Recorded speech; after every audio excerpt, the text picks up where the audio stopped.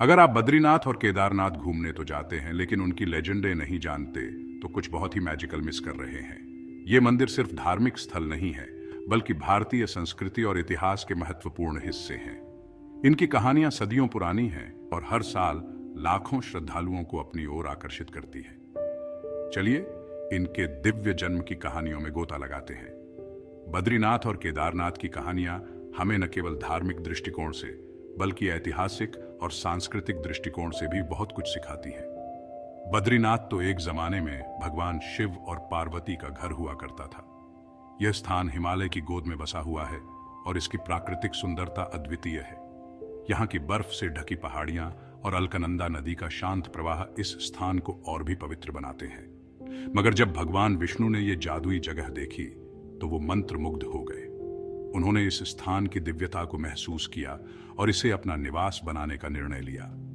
यह निर्णय न केवल धार्मिक दृष्टिकोण से महत्वपूर्ण था बल्कि इसने इस स्थान को एक प्रमुख तीर्थ स्थल बना दिया। उन्होंने एक बच्चे का रूप लिया और अपने दिव्य खेल से शिव और पार्वती से ये जगह मांग ली। यह घटना हमें यह सिखाती है कि भगवान विष्णु की लीला कितनी अद्भुत और रहस्यमयी होती है। उनके इस रूप ने इस स्थान को और भी पवित्र बना दिया और इस तरह बद्रीनाथ भगवान विष्णु का घर बन गया।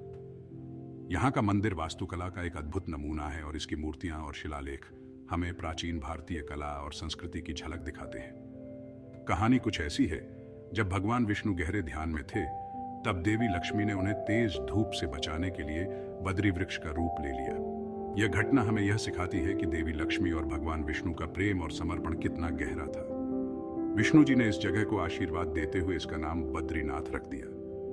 यह नाम आज भी इस स्थान की पवित्रता और दिव्यता को दर्शाता है। बद्रीनाथ मंदिर का महत्व सिर्फ धार्मिक नहीं है बल्कि यह भारतीय संस्कृति और इतिहास का एक महत्वपूर्ण हिस्सा भी है।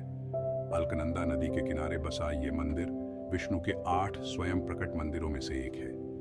यह मंदिर हर साल लाखों श्रद्धालुओं को अपनी ओर आकर्षित करता है, जो यहाँ आकर भगवान विष्णु की पूजा करते हैं और उनकी कृपा प्राप्त करते हैं। अब केदारनाथ की बात करते हैं। केदारनाथ मंदिर भगवान शिव को समर्पित है और यह हिमालय की ऊंचाइयों में स्थित है। यहाँ की यात्रा कठिन है लेकिन श्रद्धालुओं का उत्साह और विश्वास उन्हें यहाँ तक खींच लाता है। महाभारत युद्ध के बाद पांडव अपने पापों का प्रायश्चित करने के लिए भगवान शिव के पास गए। यह घटना हमें यह सिखाती है कि पाप और पुण्य का महत्व कितना बड़ा है और भगवान शिव की कृपा कितनी महत्वपूर्ण है। शिव उनसे बचते हुए गुप्त काशी पहुंचे और फिर केदारनाथ में बैल का रूप ले लिया। यह घटना हमें यह सिखाती है कि भगवान शिव की लीला कितनी रहस्यमयी और अद्भुत होती है। भीम ने उन्हें पहचान लिया और बैल के पिछले हिस्से को पकड़ लिया।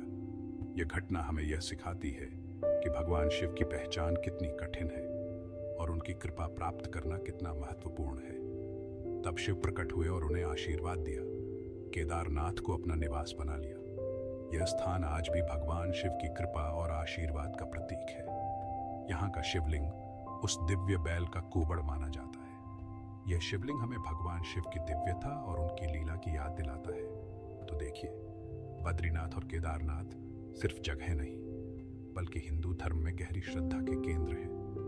ये मंदिर हमें भगवान विष्णु और शिव की कृपा और आशीर्वाद की याद दिलाते हैं। इनकी लेजेंडें हमें दिव्य कृपा और उस विश्वास की याद दिलाती हैं जो हमें बांधता है। ये कहानियाँ हमें यह सिखाती हैं कि भगवान की कृपा और आशीर्वाद प्राप्त करने के लिए हमें कितनी श्रद्धा और विश्वास की आवश्यकता है। बद्रीनाथ और केदारनाथ की यात्रा न केवल धार्मिक दृष्टिकोण से महत्वपूर्ण है बल्कि यह हमें भारतीय संस्कृति और इतिहास की गहराइयों में भी ले जाती है। यहाँ की यात्रा हमें आत्मिक शांति और दिव्यता का अनुभव कराती है जो हमें जीवन की कठिनाइयों से लड़ने की शक्ति देती है। तो अगली बार जब आप बद्रीनाथ और केदारनाथ की यात्रा पर जाएं तो इनकी कहानियों को याद रखें और इनकी दिव्यता का अनुभव करें।